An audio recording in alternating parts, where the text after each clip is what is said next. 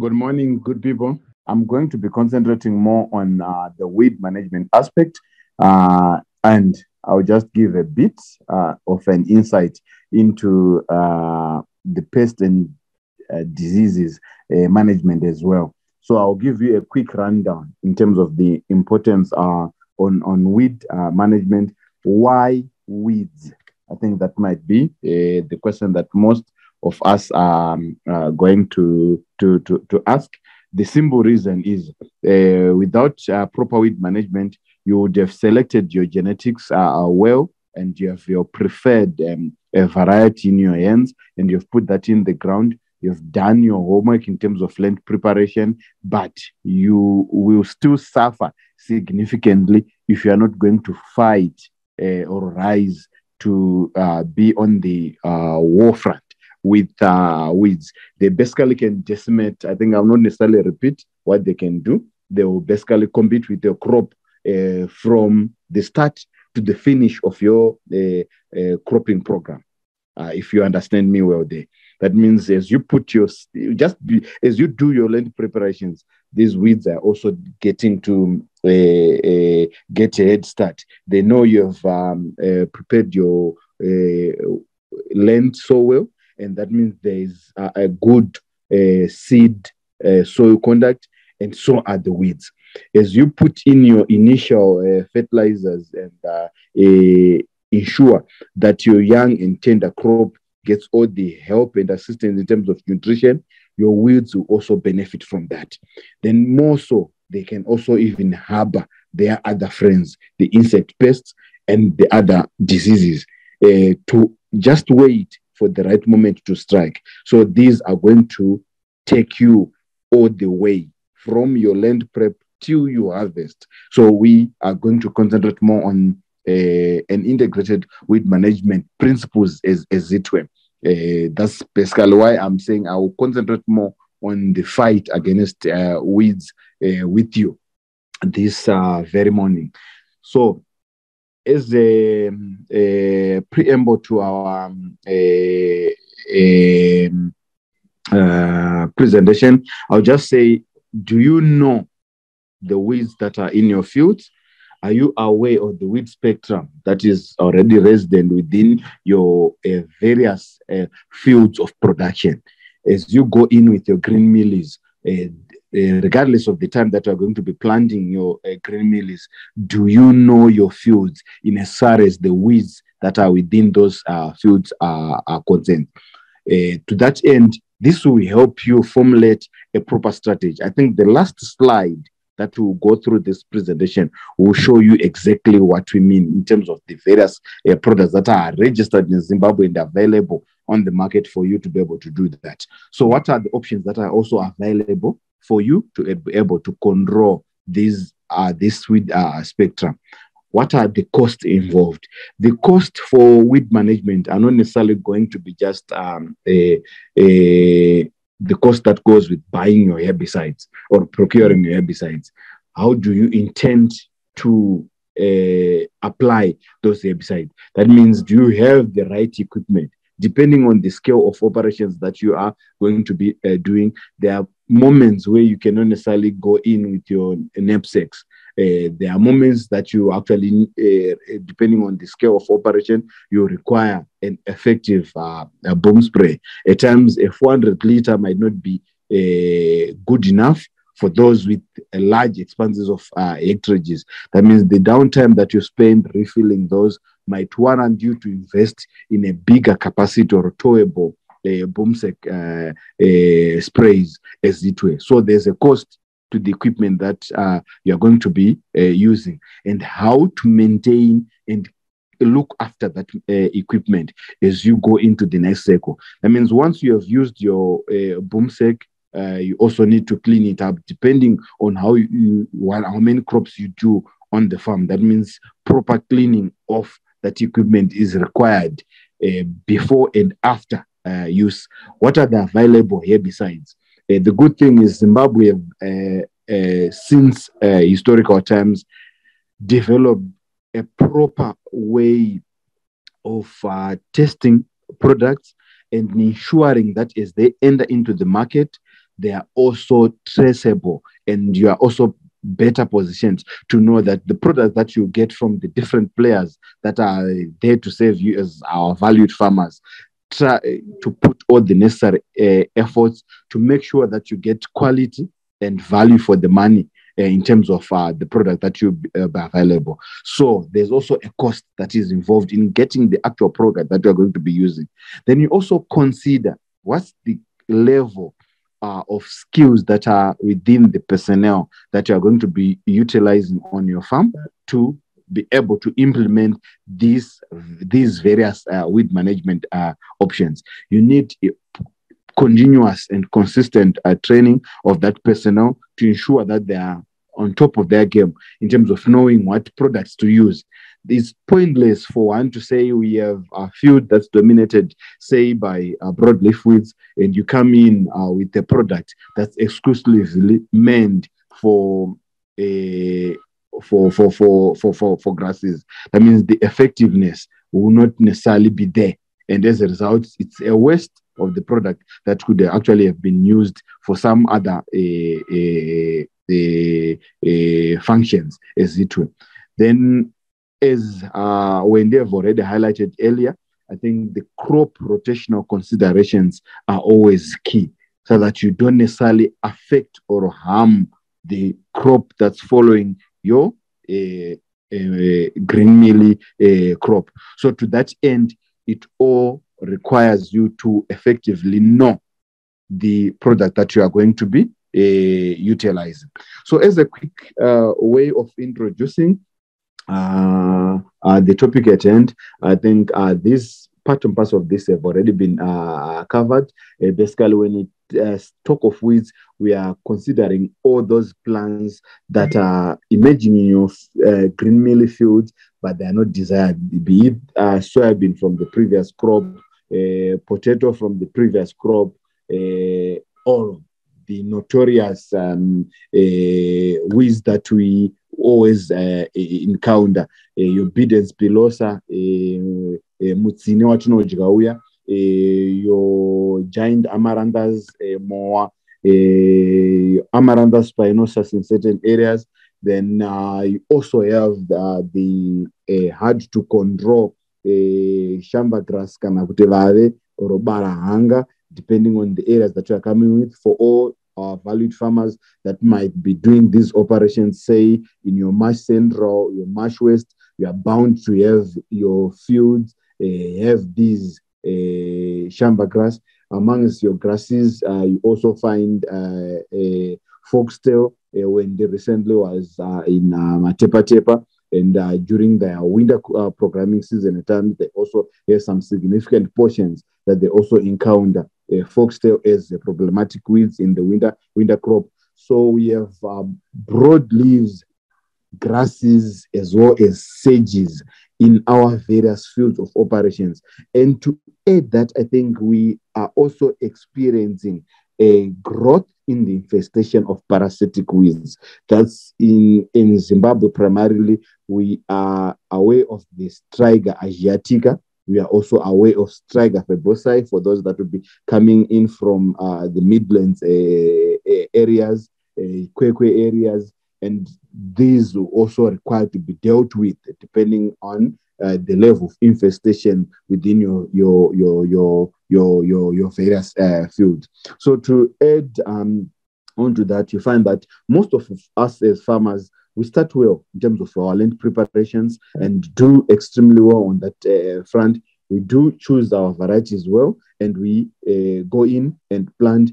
If you remain on the old traditional way, maybe you have put in your generalized fertilizer recommendations within the ranges of 400 or 500 kilograms per hectare of basal.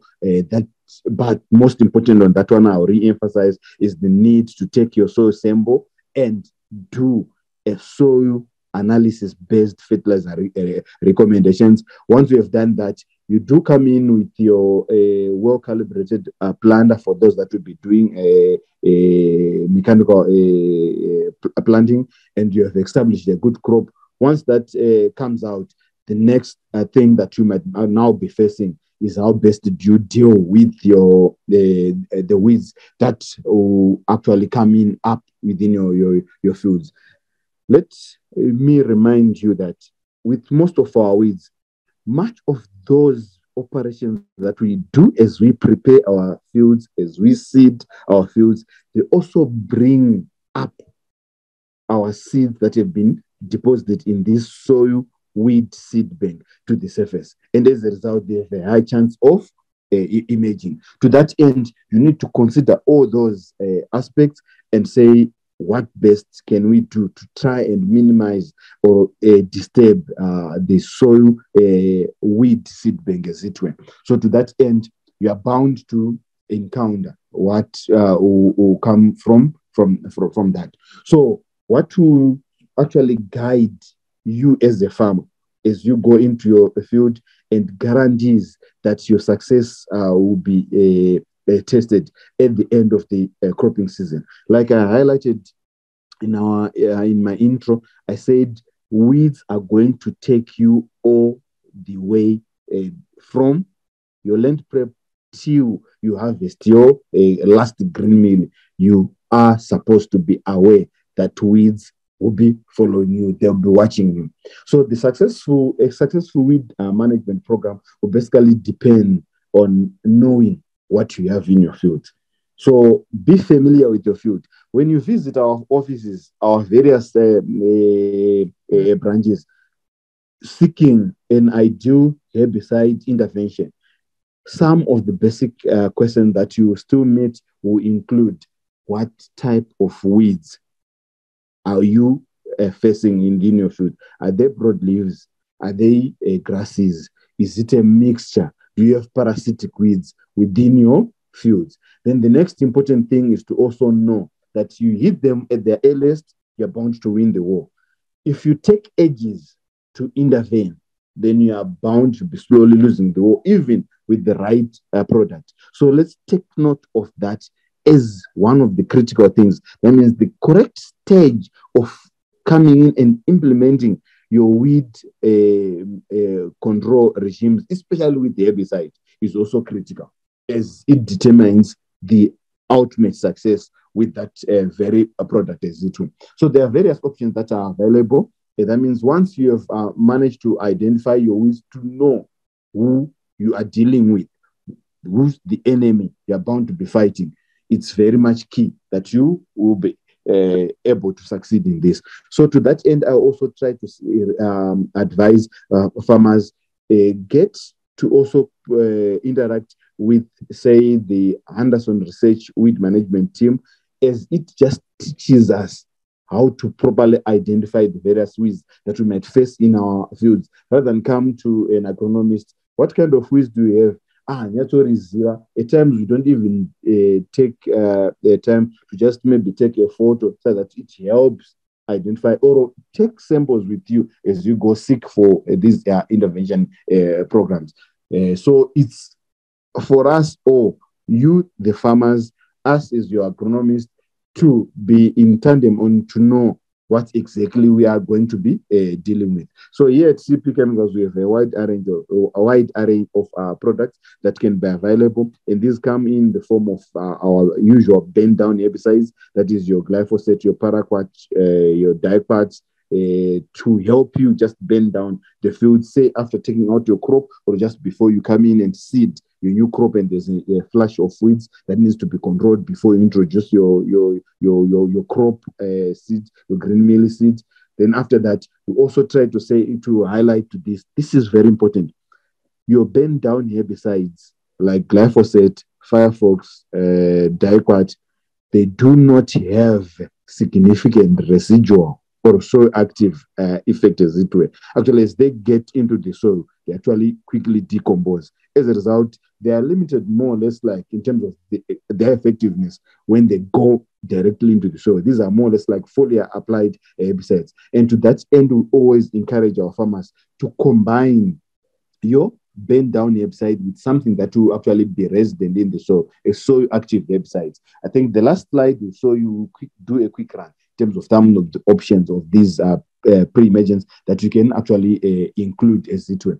So as farmers, know what your seed bank have. The seed bank is basically that place where your wheat seeds are resident before they can germinate. So most importantly, we deal with the bulk, let's say 90 to 99% of our weed seeds actually in the soil. Here and there we have an aerial weed seed bank, which is basically a means of having, I, as farmer A, are doing all that is necessary to control my weeds, but I don't necessarily have the power to stop the natural winds from carrying weeds from farmer B, who might be neglecting their lands and depositing those weed seeds into my fields, as it were. But predominantly, our greatest weed seed bank is actually our soils. So there's need for us to continuously be on high alert to ensure that we don't allow these weeds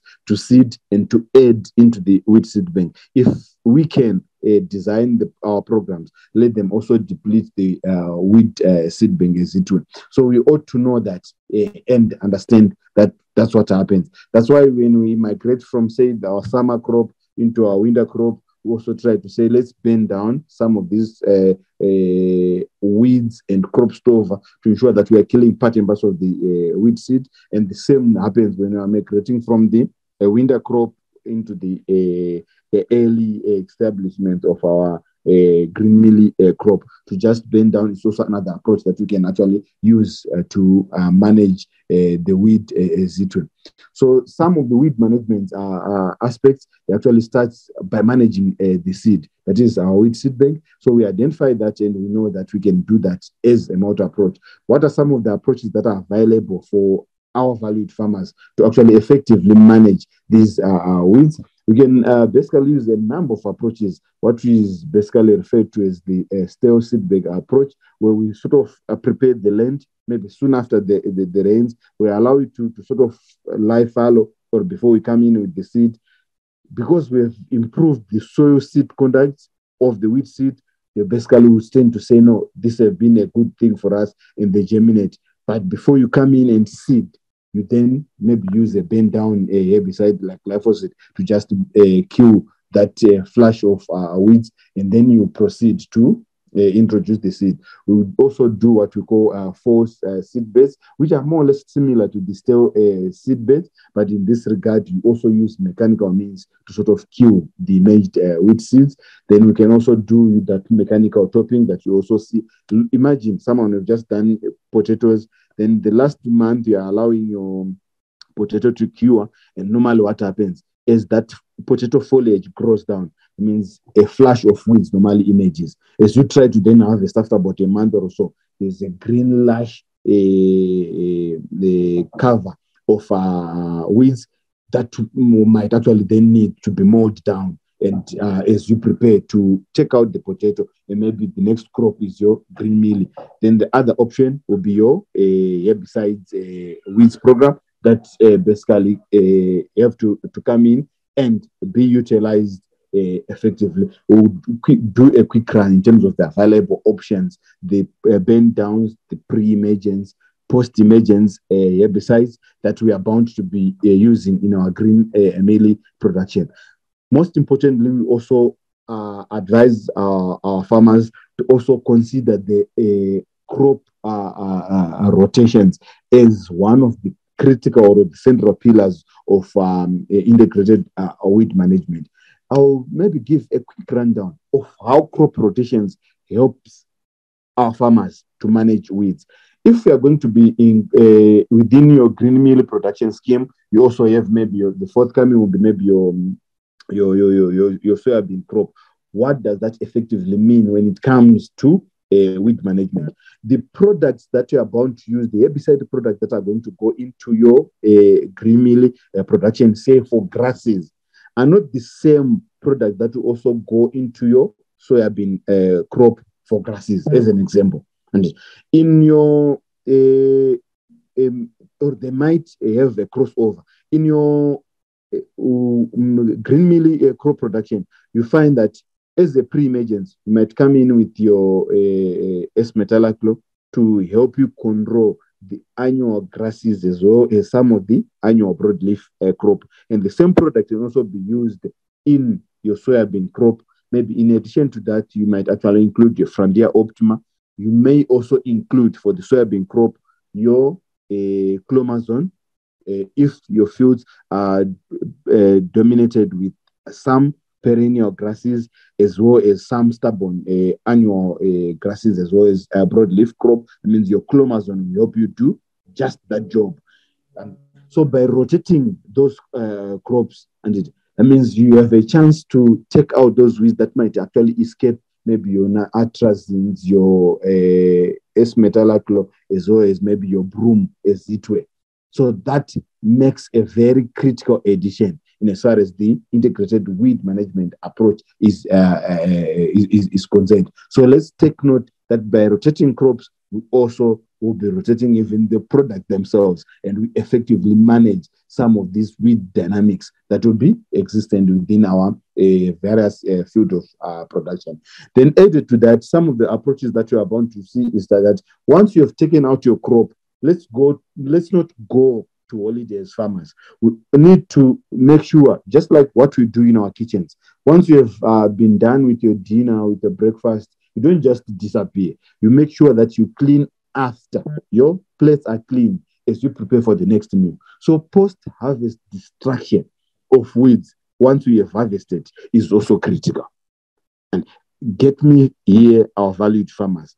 Once we have harvested our green mealie crop, once we have harvested our winter crop, once we have harvested our summer crop, and there's that flash of weeds that is within our field, we don't turn our backs on that without implementing the necessary measures. Let's go in and burn. Maybe first apply a burn down herbicide, and maybe even burn using our fires to make sure our fields are clean. If it's possible, if it's wet enough, let's bring in our primary tillage, even a disc harrow who actually do the job to break down those herbs, to prevent those weeds from adding into more weed seeds into the soil seed bank. There are various pieces of equipment that have actually been prepared that can help us do that. That's the work that can actually be done with those various pieces of equipment, ensure that we don't continue to perpetuate the weeds and allow them to seed and aid into the soil seed bank. So let's also do the noble thing. Like I said, we clean after our dishes. So we clean after our equipment, both the harvesting equipment once we have done the work, so that we actually take to blow away all the seeds that goes into that equipment and prevent transferring those weed seeds from one field to the other. It's also very, very much good. And we always say, let's burn down everything that we can burn, even as we do towards minimal, avoid just burning down randomly these fires. So much of these weed seeds, if we don't incorporate them, let's also make sure we effectively destroy these. Then I think my last slide here is to just do a quick rundown of what it means when it comes to some of the herbicides products that are available. We can't go commercial on much of these manual approaches, be it Badza, be it your in-the-row cultivation approaches. The hectarage might be too big so that it's not necessarily easily manageable. So to that end, you find that coming in with a combination of various herbicides will actually help you. On the pre-emergence herbicide list for Green Maize, I've listed a number of products there that are also available in the market, as well as here at CP Chemicals, your all-weather friend when it comes to everything to do with crop protection, as it were. We have the granular glyphosate, which we call Firefox. It's a 75% concentrated product, which can use at a rate of about 2 kgs. And this takes care of most of the weeds, be they the perennial grasses that might trouble our fields, as well as the easy to control broadleaf weeds. Your 75% Firefox will do that. Also have another formulation, the glyphosate 41SL, which is a 41% liquid formulation coming in at around 3 liters per hectare. And the unit costs are what are actually there, and the ultimate cost per hectare, as it were. Firefox would cost you something like $24 per hectare, a 2 kgs per hectare is the basic application rate. Whilst your glyphosate 41 SL will cost you at 3 liters per hectare, $20.40 to do that. Then you have a choice of either taking atrazine on board, and depending on your rotational considerations, you might decide to skip it and maybe go into your rescue. That's more or less like your Battleya Gold. That's a mixture of S-metolachlor and flumensilam, coming in at 1.5 liters per hectare.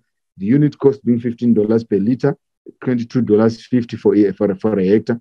Or you can choose to just come in with your S-metolachlor on its own, 1.5 to 2 liters at $12 per liter. That might translate to something like $24.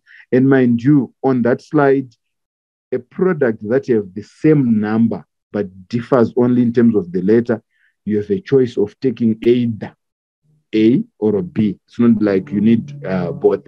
Then one of our flagship products that works well on just aided maybe with just a bend down website will be your broom. A 3-in-1 product that contains tebutlazine, mesetrione, as well as S-metolachlor, 2 liters per hectare, coming in at $11 a unit.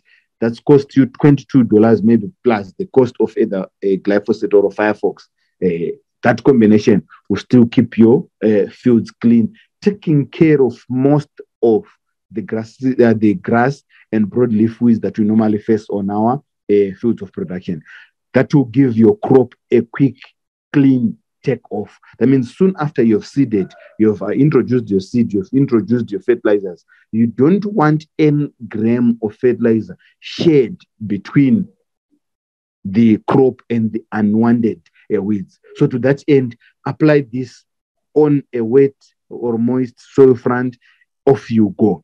You are guaranteed a clean seedbed, provided we have not necessarily missed anything.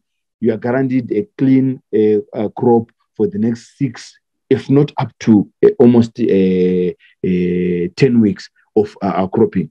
So should we have some maybe too dense soil weed seed bank, we might actually have to come in with some post-emergence herbicide, and we also have a wide array of products that farmers can choose from. For the broadleaf weeds, some products that are exclusive for broadleaf will be your dicamba, your MCPA. Your MCPA on its own, you could go in at it up to 2 liters per hectare, but the usual combination might be a bit of 250 grams of dicamba plus 1 liter of MCPA. That also does perfect work for Nanabonongwe, Mutsine Ngunira, your Lucas Martinensis, your Richardia Scrabra, Goje. All those things can be taken care of by just applying 250 mils of dicamba plus 1 liter of MCPA. It will take care of those problematic broadleaf weeds. And the added bonus of having the dicamba is that it will also have an effect on the parasitic striga asiatica weeds at that stage where you need to come in and ensure that you also control that weed. Then, in addition, those areas that might be, those farmers that might be in those areas that are situated in areas such as generalized though, marsh waste, where you might have your shamba grass as a key problem. That means you might come in with your natto, which have a nicosulfuron component, or you can just pick your nicosulfuron sachet on its own, depending on the weed diversity. For those that might be situated in those, located in those areas where you have sedges as a key problem, your halosulfuron sachet will also do the trick as it were. And these are some of the products that you can easily pick and come in with them, with the cost detailed there. And I hope the guys, the technical team will actually be in a position to share those presentations with all those that are on the platform. Then I think this is when they've already done justice to some of the insect pests that might trouble your fields. Fall armyworm is here with us, our valued growers, and the problem will still be with us for the long overall. Then one of the key challenges that we might also face as we warm up, say for those that establish green mealies after the winter cropping, that our soils will also be warming up. That means the activity of our termites will also be there to be noted. That means we also have some product that can actually be applied to your chlorpyrifos for the termite control. Then from 12A to almost 12D, your diclovers, that's a purple label product, should the need really reach that level, you might have to do that. Your Volstar, another 2-in-1 product that combines acetamiprid and emamectin benzoate. In their individual capacity, these components can also stand head to toe with your fall armyworm, provided you have identified it early and come with it at its most vulnerable stage. You then stand a chance to use maybe your Volstar at just as little as 250 ml per hectare. Your spear can also be used with just your emamectin benzoate at 500 ml per hectare. You can effectively take control even by coming in with your lambda or 500 ml per hectare for most of the leaf eaters, as well as these troublesome fall armyworm as it were. The good thing with Zimbabwean seed industry is that various developments have been made to ensure that at breeding level, resistance have been incorporated into our various genetics that are available on the market. That means much of the materials that varieties that the farmers have access to have some level of resistance. And I think sooner or later, even for the fall armyworm, I think there are efforts behind these breeding houses to try and have inbuilt genetics that will also have a level of resistance to the problematic fall armyworm situation. But it should not let us rest on our laurels and ignore some of the chemical interventions that as farmers we need to do. So that's the bit that I'll just add on in as far as looking after the our green mealie crop from the pests and diseases is concerned.